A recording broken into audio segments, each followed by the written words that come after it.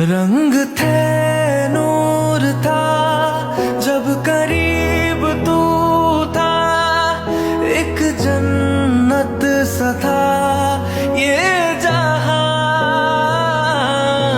वक्त की रेत पे कुछ मेरे नाम सा लिख के छोड़ गया तू कहाँ। हमारी अधूरी कहानी, हमारी अधूरी कहानी। Assalamualaikum warahmatullahi wabarakatuh. Apa kabar semuanya? Semoga kita selalu diberi karunia oleh Allah, diberi kesempatan. Mari kita syukuri semua rahmat Allah karena sampai hari ini kita masih berada dalam keadaan sehat walafiat.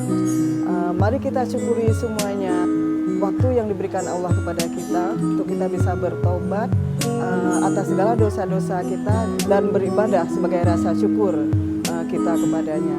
Hari ini Desember 26 tahun 2004, 20 tahun yang lalu saya mengalami sebuah kejadian yang sangat syok, di mana tsunami menghantam daerah Aceh, di tempat di mana orang tua saya tinggal.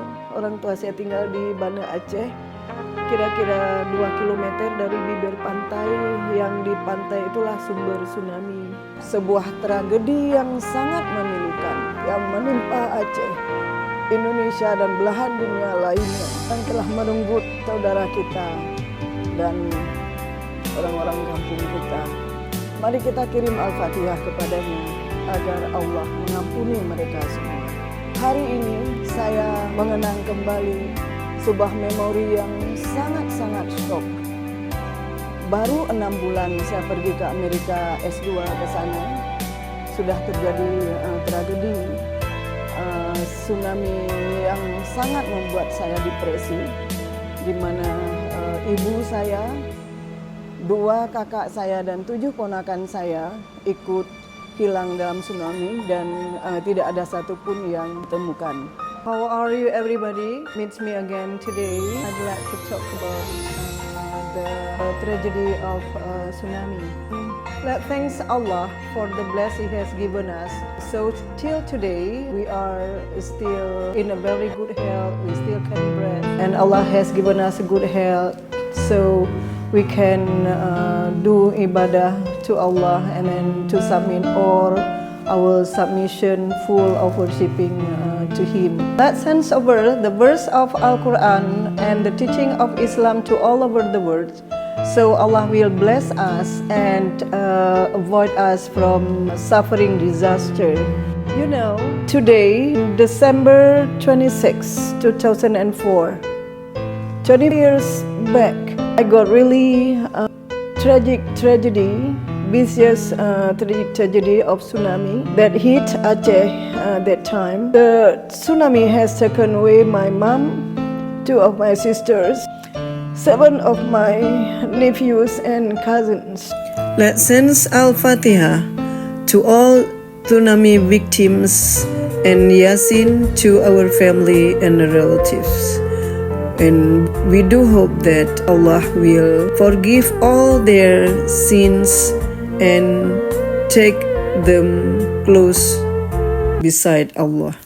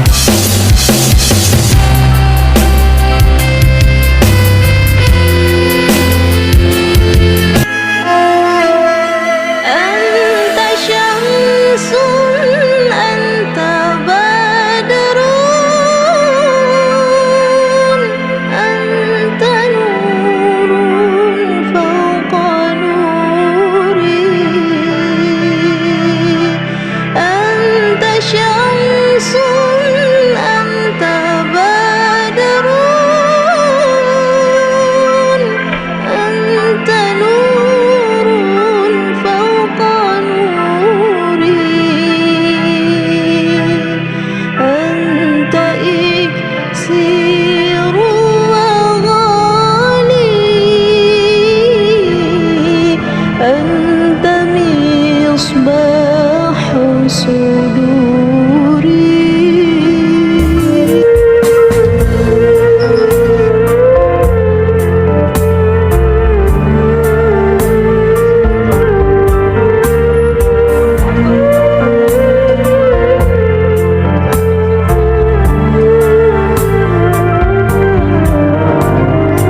I was really shocked that time because I just leave Indonesia for one semester to America to pursue my master's study. And when I came back to Aceh, Indonesia, to find all the dead body, but unluckily none of them could be found. I couldn't accept that because I was thinking that after I did the master and I would spend all of my time to really make my mom happy, and one thing that I really want to do, want to take her to Hajj. Alhamdulillah, that time I got the money already, and I was trying to find the way how to send the money for her so she could go to Hajj. But you know, unexpectedly, it's about like in the morning time of 26 December, I got call from my friend from London, letting me know that, asking me where my parents live in Aceh. But unluckily, I was sleeping that time. I got up very late in the morning, so at 12 o'clock I got the news there was a tsunami hit Aceh. And when I came back to Aceh, I really, you know, I got really hard depression that time because I was thinking, so after I got the degree, to whom that I can tell that, oh, today I got the master degree, and I was thinking about my sister after me, who supported me to go to get master degree, but unluckily she also gone in tsunami so quick. And you know, I was like, I didn't want to go out, I didn't want to interact with a friend. I was really in a hard depression, and luckily Allah sent one guy to my place, Mr. Ridwan Nurdin. That time he was a lecturer in one of the Islam Institute in Aceh, but now Alhamdulillah, the blessing of Allah, he becomes a rector of one of IAIN Al-Radini in Aceh. And he asked me, what make you so sad, what make you depressed? Because I said that I couldn't accept this one, is really choking me, why should me? And then that's the question. And then he got a little bit mad with a little bit like rude, he said to me. And he said that, how come you, are you trying to cross your limitation over Allah's superpower? And do you think that you can make your mom happier than Allah does? Since that time I realized, oh, how come this? I didn't know that evil has taken me away, thinking of so many things, but sadness, but you know, I don't really accept this. That what always Satan said over and over in my mind. And then I realized, oh, mashallah, thank you God. That is the turning point for me to realize, Inna Allah ala kulli shay'in qadir. So all the power, and this is only Allah has it. We are only given the limitation of the power to control the world. Waktu itu sangat membuat saya benar-benar shock, benar-benar depresi. Karena saya kan bisa terima yang rencana saya nanti kalau saya pulang dari hasil itu, saya akan bisa membuat orang tua saya senang. Perasaan itulah yang selalu dicoba berdaya oleh setan, sehingga membuat saya benar-benar dalam kondisi yang sangat kecewa, nggak bisa terima. Alhamdulillah Allah kirim seorang teman saya, Pak Ridwan Nurdin. Assalamualaikum Pak Ridwan Nurdin. Alhamdulillah dengan rahmat Allah beliau sekarang menjadi salah satu rektor IAIN di Aceh. Beliau mengatakan, kenapa sedih, kenapa nggak bisa terima? Apa ibu mencoba melampaui batas kekuasaan Allah? Bukankah Allah semua yang mempunyai ini? Bukankah Allah lebih bisa membahagiakan orang tua ibu daripada ibu sendiri? Hal ini yang membuat turning point saya. Saya menyadari bahwa semua yang Allah titipkan kepada kita ini, kapanpun yang Allah suka, Allah akan ambil kembali. Semenjak itu baru membuat saya sadar Allah menguji hamba-hambanya melalui cobaan-cobaan yang Allah berikan, cobaan hidup, berupa sakit, kematian, kehilangan harta benda, dan sebagainya. Sebagaimana firman Allah dalam surah Al-Baqarah ayat 214, apakah kamu kira kamu akan masuk surga tanpa diuji dulu dengan cobaan-cobaan seperti yang dialami oleh orang-orang terdahulu sebelum kamu? Mereka ditimpa kemelaratan, penderitaan, dan digoncang dengan berbagai cobaan, sehingga Rasul dan orang-orang yang beriman bersamanya bertanya, kapankah pertolongan Allah itu datang? Katakan, ingat, pertolongan Allah itu dekat. Dan Al-Baqarah ayat 155. Allah mengatakan, sungguh kami akan menguji kamu dengan sedikit kesengsaraan, kemelaratan, dan kehilangan harta benda, jiwa, dan buah-buahan. Beritakanlah kabar gembira kepada orang-orang yang sabar. Kenapa kita harus sedih dan berlarut-larut dalam kedukaan dalam sebuah ujian dan cobaan? Bukankah dunia ini adalah tempat kita dites, diuji oleh Allah? Siapa di antara kita yang lebih beriman dan lebih bertakwa kepadanya? Siapa yang kita bersabar? Ujian itu semakin kita mendapatkan sebuah ujian dengan kemelaratan, sakit, dan kehilangan harta jiwa, itu kalau kita lulus dengan kesabaran itu, Allah akan mengangkat derajat kita. Ini seperti apa yang dikatakan Pak Ridwan Nurdin, sudah ditulis Allah dalam kitab Al-Quran pada surah Al-Hadid ayat 22. Ma asaba min musibatin fil ardi wala fi anfusikum illa fi kitabim min qabli an nabra'aha inna dzalika 'alallahi yasir. Sesungguhnya musibah apapun yang terjadi ditimpa di bumi maupun pada dirimu kamu sendiri sudah ditulis oleh Allah di dalam kitab Lul Mahfud sebelum itu dilaksanakan. Sesungguhnya itu sangat mudah bagi Allah.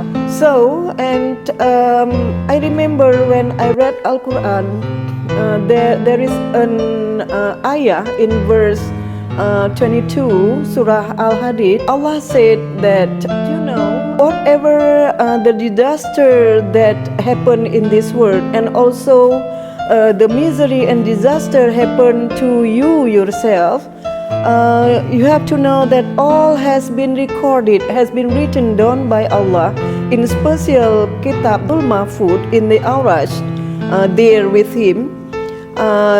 Before it happened, the ayah said that it's really easy for Allah to do that. I mean, the tsunami, my mom gone in tsunami, that's all has been written down. So I realized that human being only follow the time tunnel of Allah that has created. Jadi kita manusia itu hanya mengikuti lorong waktu yang telah Allah desain. Kita nggak punya hak. And then we should realize that this world is a test for us. The surah in Al-Quran, Allah said that, why should I create the disaster in this world? That because I want to see, I want to find out which one among you is a thicker iman, that you really worship me, you really believe on my power. Di several verse in Al-Quran, Allah said that kita harus sadar bahwa kenapa harus ada bencana-bencana di dunia ini. Itu juga Allah menciptakan bencana itu untuk mengetes kita sejauh apa kekuatan keimanan kita, kesabaran kita yang ingin Allah uji gitu. Dan di surah yang lain Allah juga katakan bahwa bencana itu terjadi oleh karena ulahmu sendiri. Kalau ada orang bertanya, Apakah tsunami Aceh itu merupakan kutukan, merupakan cobaan atau merupakan hukuman? Kita tidak boleh mengatakan hal itu. Jadi Allah dalam Al-Quran mengatakan bahwa jangan katakan sesuatu yang kamu tidak tahu. Mari kita ambil pelajaran dari musibah tsunami yang sangat ganas itu, yang telah merenggut ratusan ribu orang termasuk keluarga kita di sana. Untuk kita muhasabah, merefleksi diri, sudah sejauh mana kita taat dan tobat kepada Allah, melakukan ibadah sesuai dengan anjurannya, baik dan kita mengambil tanggung jawab sesuai dengan tanggung jawab kita masing-masing. Seperti Allah katakan dalam Al-Quran bahwa kita dituntut memegang peran sesuai dengan keberadaan kita. Apakah kita sudah mengambil tanggung jawab sebagai orang tua yang menjaga keluarga kita, menyelamatkan keluarga kita dari siksa api neraka, dan sebagai masyarakat kita sudah saling menyebarkan kedamaian, saling tolong-menolong sesama, dan sebagai orang yang beragama Islam, apakah sudah memegang peran yang diembankan oleh Allah kepada kita untuk menyampaikan, mensyiarkan ayat-ayat Allah ke seluruh antero dunia. Let's take self-evaluation and self-reflection from what had happened in vicious tsunami in Aceh that has taken hundreds of thousands of lives, including our relative and family. How far have we done? We give our full submission to Allah, ibadah to Him as what it is commanded by Allah from Al-Quran. It has been stated in Al-Quran.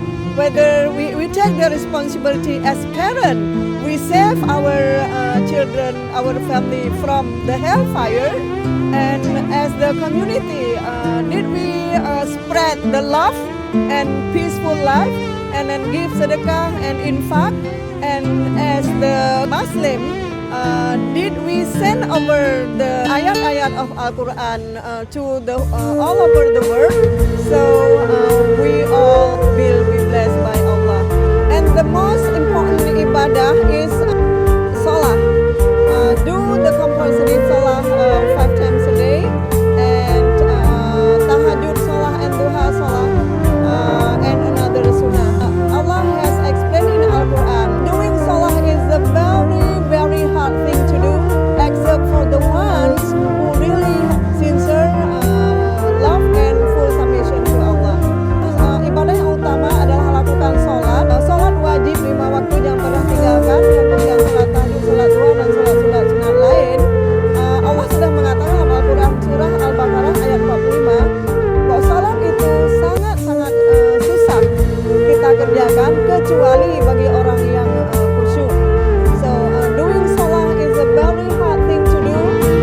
Allah stated in Al-Quran verse 45, surah 2 Al-Baqarah. And thank you so much for watching. See you again in the next video. I believe it will be inspirative one. Terima kasih telah menonton. Sampai ketemu di video selanjutnya yang sangat menginspiratif ini. Assalamualaikum warahmatullahi wabarakatuh.